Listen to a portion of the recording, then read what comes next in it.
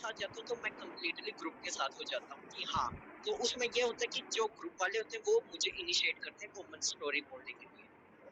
Maximum 2-3 मैंने ये notice किया। बट मुझे बस ये प्रॉब्लम आ रही है कि मेरी जो इंडिविजुअल नरेशन के टाइम मैं जो स्टोरी लिख रहा हूँ, तो वो अलग चली जा रही है, प्री कंसीव हो जा रही है, तो उसको ओवरकम कैसे करूँ? देखो, मेरे को ऐसा लगता है, मेरे साथ भी ऐसा होता था अपने कंसल्ट आइडियाज आते थे, क्यों होते थे? अ, जो मैं गलत करता था वो है कि एक तुम देखोगे, मतलब if you are practicing with your some of your friends and group, तो हम लोग ऐसे हरकतें करते हैं। क्या करते हैं कि एक थीम, जो पिक्चर है उसको लिया और उसमें आइडियाज नहीं आ रहे, तो हम लोग ग्रुप में पूछते हैं कि इसमें क्या हो सकता है, ठीक है? तो फिर कोई बताता है, फिर हम लोगों को लगता है हाँ हाँ ये हो सकता है, ठीक है? वैसे बहुत ज़्यादा बुरा नहीं है, लेकिन ऐसे करके तुम्हारा थीम्स आता है, कंसेप्ट आइडियाज आने लगते हैं कि ऐसा वाला पिक्चर हुआ तो ऐसे वाला लिखना है, ठीक है? And what major things in most of the times we miss is observation. Picture को तुमको अच्छे से ऑब्जर्व करना है, स्टोरी उसके अंदर ही रहता है। First you have to observe that picture properly. मैं एक स्टोरी का एग्जांपल दे रहा हूँ, मतलब ये मुझे याद इसलिए है क्योंकि मैंने इसके बारे में थोड़ा सा सोचा था कि क्या मैं गलत कर रहा था। एक दिन ऐसा ही कुछ एसएसबी प्रैक्टिस वाला ग्रुप था, पीपीटी वगैरह हो सकता है रात में 9 बजे ऐसा होता था। तो उस पिक्चर में ना मेरे को एक पहाड़ जैसा कुछ दिखा था, ठीक है? और एक बंदा वहाँ पे क्लाइंब कर रहा है, ऐसा कुछ दिखा था। तो मैंने वहाँ पे and I have also done rock climbing and all, तो मैंने उसमें दबा के एकदम रॉक क्लाइंबिंग वगैरह डाल दिया, बेसिक रॉक क्लाइंबिंग कोर्स करके किया, ये किया, वो किया, फलाना किया। फिर बाद में मैंने बाकी सब लोगों का स्टोरीज पढ़ा, मतलब सब लोग जब ग्रुप डिस्कशन से पहले नरेशन में बोल रहा था, देन उसके बाद मैंने पिक्चर को ध्यान से देखा। तो फिर मैंने देखा वो थोड़ा सा स्लोपी वाला स्लैंट वाला एरिया तो था, और उसमें वो बंदा भी था, बट ऊपर में एक मंदिर जैसा कुछ था। तो कुछ बंदों ने मंदिर वाला रिपेयरिंग वगैरह, कुछ तीर्थ यात्रा वगैरह घुसा था, लेकिन मैंने रॉक क्लाइंबिंग वगैरह घुसा दिया, जबकि मैंने उस मंदिर को देखा ही नहीं, ठीक है? तो कुछ केसेस में वो स्टोरी बन भी जाती है, लेकिन most of the times just because we do not observe the picture carefully, हम लोगों का स्टोरी कुछ और बन जाता है। हम लोग देख लेते हैं हाँ पहाड़ वगैरह है, इसके ऊपर मैंने पहले तो कोई स्टोरी बना के रखा है या आई हैव डन समथिंग, चलो इसको दबा के लिख देता हूँ, this is not the way you should do it. So ये चीज तुमको समझना पड़ेगा, ठीक है? Now there comes two things, critical analysis and creative analysis. तो critically you have to think, मतलब कि एग्जैक्टली उसमें हो क्या रहा है, ठीक है? तुमको वो सोचना है, and you have to imagine real grounds पे कि अगर यहाँ पे मैं होता तो एक्चुअली में क्या करता, ठीक है? ये सोचना पड़ेगा। Then you can give the creative touch जो तुमसे आ जाएगा, but critically you have to think first कि क्या हो रहा है एक्चुअल ग्राउंड रियलिटी में, अगर रियल में मैं वहाँ पे रहता तो क्या करता। जैसा मेरा स्टोरीज में मैंने एक तो बताया कि सब कुछ नहीं करता था, which Pinky has identified and told me to rectify, which I rectified after that. फिर और एक चीज़ भी मेरा मिसिंग था, was I guess वो वाला था ना, specific details I used to skip, right? Uh, Yes. तो तो आई स्टार्टेड गिविंग दैट, अ, मतलब मान लो तुम जनरली बता रहे हो कि ये कर रहे हो वो कर रहे हो, कुछ कुछ टच दो, जैसे मान लो अगर मान लो एग्जांपल के तौर पे दे रहा हूँ, ठीक है? सच में कोई तुमको ट्रैकिंग या रॉक क्लाइंबिंग दिख रहा है, if you have done it, तो give those details like how you have done it, which all of the climbing techniques you have applied, which all of the things you learned, ठीक है? Like zimmering, chimney climbing. I'm just telling you all the technical things. So you have to be very much specific. Details में बहुत तुम्हारा specific होना चाहिए, so that उसको समझ में हाँ बंदा ये करके रखा है या he has certain experience, and अगर तुम स्पेसिफिक टच देते हो ना उसमें, तो तुम्हारा स्टोरी और मतलब और कुछ अच्छा बन ही जाता है, ठीक है? But first and foremost thing, you have to observe that picture very carefully, very carefully. If you miss certain points there जो तुमने ओवरलुक कर लिया, जस्ट ऊपर ऊपर से पिक्चर को देख के तुमको लगा कि this this story can fit, तो ये हो जाता है तुम्हारा प्री कंसेप्ट माइंडसेट, और उससे आता है। तो साइक ऑफिसर भी उसी तरीके से तुमको जज करता है, अरे भाई इसको ये नहीं दिखा क्या बंदा, यहाँ पे तो ये है, इसने ये मिस कर दिया, तो उसको लग जाता है कि हाँ भाई ये प्री कंसेप्ट आइडिया है। और ये तुम्हारा पीपीटी में भी तुमको अफेक्ट करता है। तुम मतलब जितना ऑब्जर्व करके पिक्चर को फिर तुम लिखोगे ना, your actions will be very much क्या बोलते हैं, बहुत नेचुरल आएगा, और तुम जितना स्पेसिफिक डिटेल्स दोगे तो तुमको बोलने में भी बहुत आसानी होगा। है ना? मतलब यू आर गिविंग समथिंग।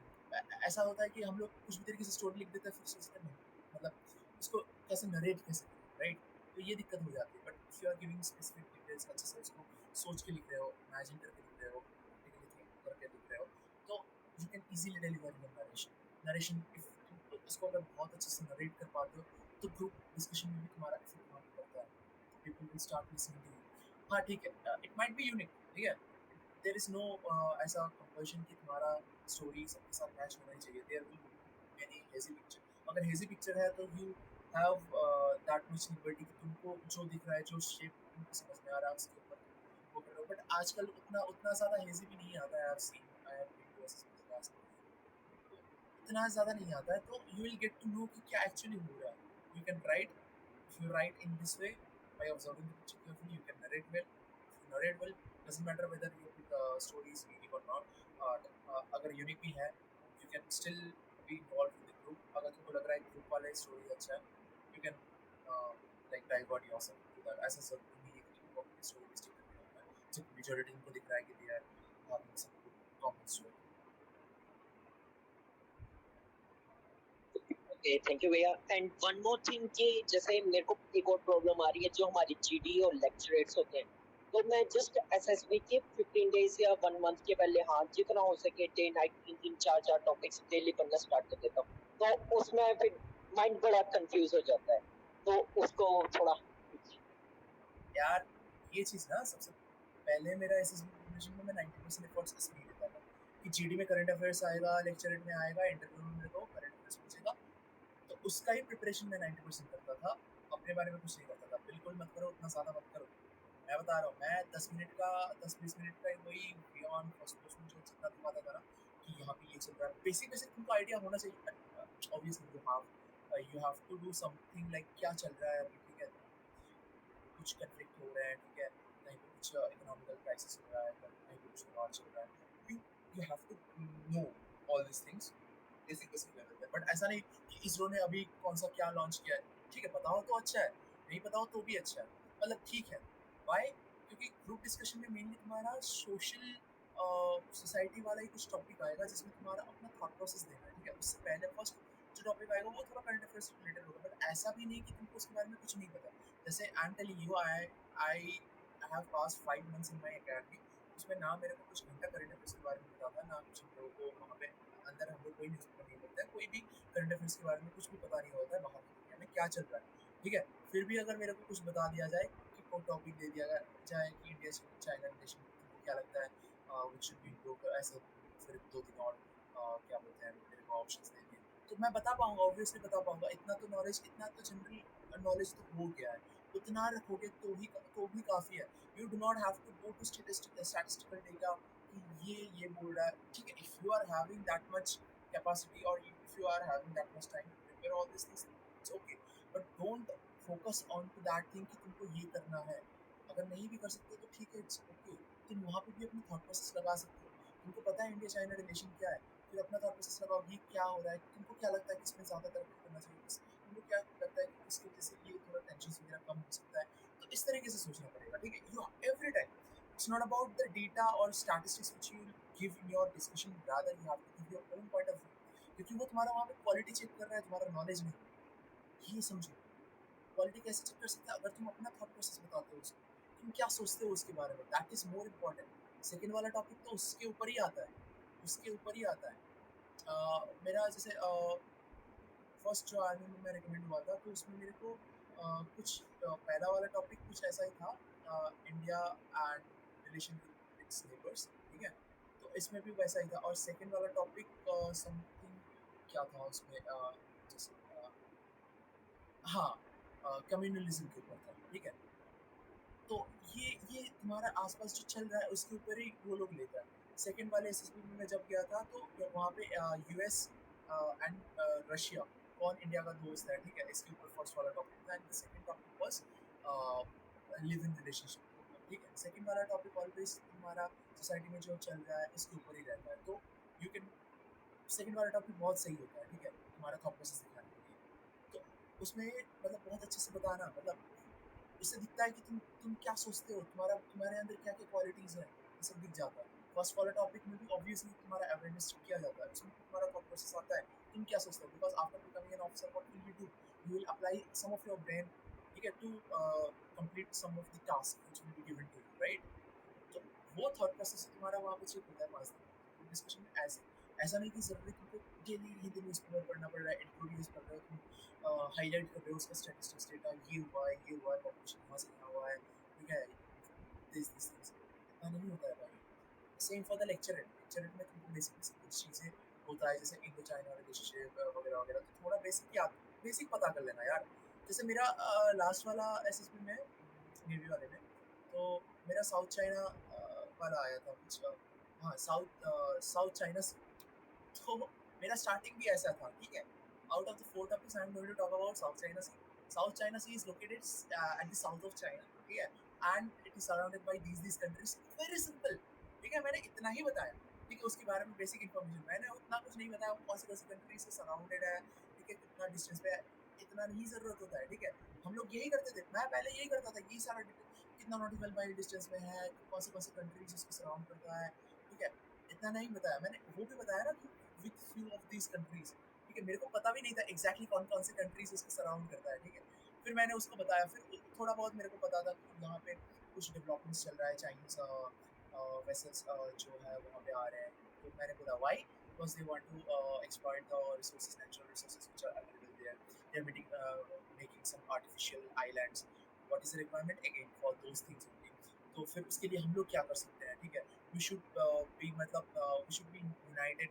तो मैंने बहुत अपने अपने तरीके से, मैं जो सोचता हूँ ना उतना बताया। उस बंदे को जो असेस कर रहा था जीटीओ, उसको पता चल गया कि इसको ना करंट अफेयर्स का उतना बहुत ज़्यादा डीप नॉलेज नहीं है, लेकिन इस बंदे बंदे को जितना पता है ना, उससे वो अप्लाई करके माइंड को वो कर लेगा उतना। You have to show that thing. और तुम जितना डेटास वगैरह में जाओगे ना, उतना ज़्यादा अंडर कॉन्फिडेंट फील करोगे। या तो तुम्हारे पास डेटा नहीं होगा, अचानक से कुछ ऐसा टॉपिक मिल गया, तुमको लगेगा इंजीनियरिंग तो, सॉरी, पार्डन माय लैंग्वेज, तो मैंने तो इस टॉपिक के बारे में पढ़ा ही नहीं है, मैंने तो रेडी ही नहीं किया इसको, क्या कैसे कैसे बताऊँ मैं, ठीक है। लेकिन तुम अगर without preparation of any kind of datas and all जाते हो, तो तुमको पता है कि इस टॉपिक के बारे में थोड़ा बहुत पता है, इसको मैं अपना थॉट प्रोसेस लगा के बता दूंगा, तो इतना ही चाहिए, इतना ही चाहिए। लाइक मैं इसमें थोड़ा सा मेरा इंटरव्यू का भी बता देता हूँ। मेरा जो इससे पहले मैं इंटरव्यू में कोई करंट अफेयर्स पूछता था ना, तो आई यूज्ड टू पैनिक, अरे भाई मेरे को तो नहीं आता, sorry sir I don't know. फिर वो बोलता था you don't know, you you should have prepared for this things, you are coming for SSB, ऐसे करके पूछता था, मेरा और बहुत लग जाता था, फिर मैं स्टैमर करने लग जाता था, ये हो जाता था, ठीक है। लेकिन मैं जब जलंधर में गया था, मेरा फर्स्ट रिकमेंडेशन वही था सर, थर्टी प्रोसेस जलंधर। तो मेरे को मेरा कौन मिला था, डिप्टी प्रेसिडेंट मिला था, ठीक है। तो उसने मेरे को पूछा, 6-7 क्वेश्चन पूछा यार करंट अफेयर्स में, ठीक है। उसमें से मेरे को 2 ही आता था। एक तो मेरे को कुछ साउथ सूडान में वो मिलिट्री coup चल रहा था, उसके ऊपर एक तो मुझे पता था, तो मैंने वो बताया था। और एक कुछ तो था, मैं अभी भूल भी गया हूँ, ठीक है। वो मेरे को आता था। बाकी 4-5 जो था ना, वो बहुत ड्रिल किया, मेरे को पूछा, अच्छा ये क्या हो रहा है? इसरो ने कुछ ऐसा किया है, ये sir I don't no, pardon sir I don't no, ऐसे करते करते। फिर वो बंदा मेरे को लिटरली, लेकिन मैं कॉन्फिडेंट था। क्यों कॉन्फिडेंट था? मुझे पता है ये टेस्ट किसका है, ये करंट अफेयर्स मेरा चेक नहीं कर रहा, वो मेरा पर्सनैलिटी, मेरा खुद के बारे में ही वो चेक कर रहा है, ठीक है।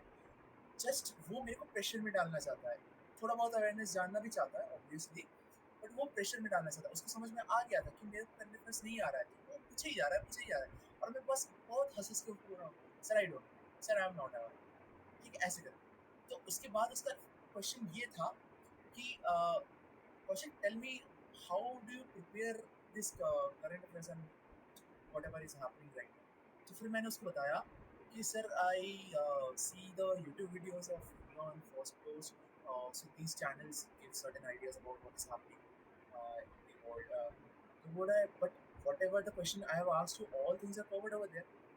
तो मैंने बोला sir I agree, but sir, as I am working person, I just give 30 minutes in my lunch break, so that time I give, तो उसमें से मेरे को जितना I just know only few things which I have covered, not all the things there I have covered। तो ऐसा करके मैं बता दूंगा था, चिल करके जाता था मैं, भाई जितना आता है उतना ही आता है भाई, ठीक है। ऐसा नहीं है कि मेरे को करंट अफेयर्स कुछ आना चाहिए, ठीक है, it's not the test of your knowledge, ये सिविल सर्विस है।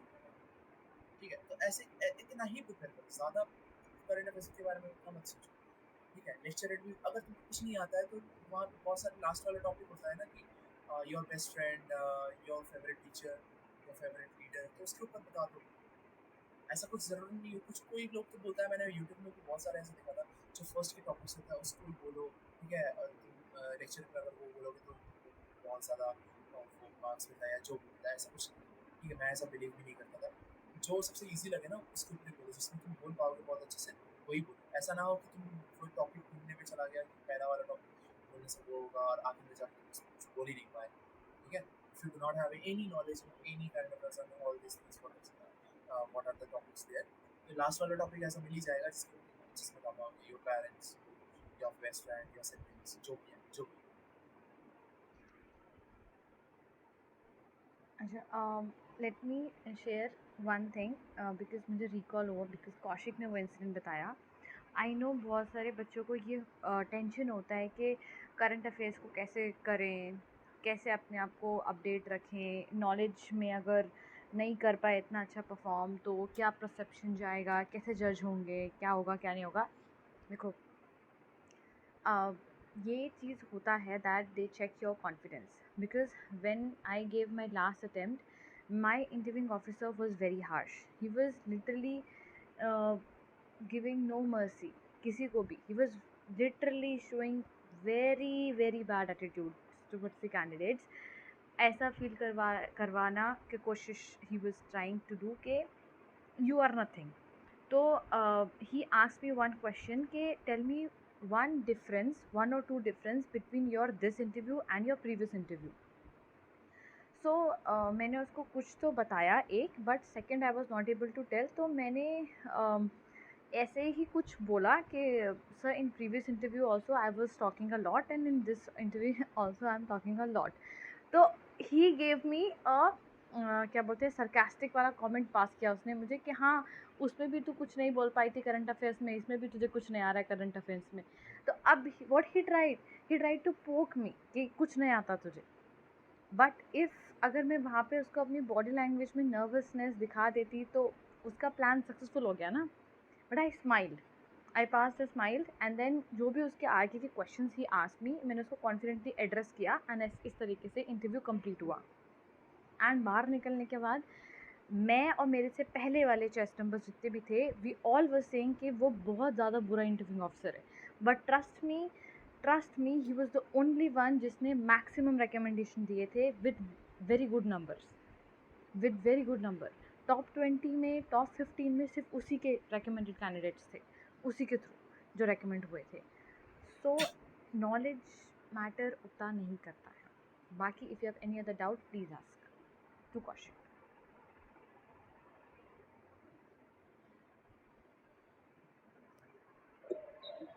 Okay भैया, what is the thought process while writing the VAT? Like क्या सोच के मतलब VAT का आप लिखते हो? सबसे पहले तो मैं बताऊंगा पहले क्या करता था। पहले मैं क्या करता था, वो सारे वर्ड्स लेता था, फिर उसमें कोई आइडियल वाला सेंटेंस क्या होता है या कोई अच्छा अच्छे से लिख के रखा है, ठीक है? बहुत ज़्यादा वो मोरल वाला ऑनेस्टी ऑनेस्टी से रिस्पॉन्स, ठीक है? तो ऐसे करके मैं करता था, ठीक है? जो कि बहुत बकवास होता था। बाद में मैंने ना समझा कि it is the test of your personality. Again, what is the full form of WAT? Word Association Test.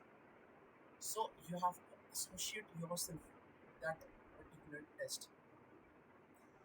तो मैंने ना एक ट्रिक अप्लाई किया था। कैसे?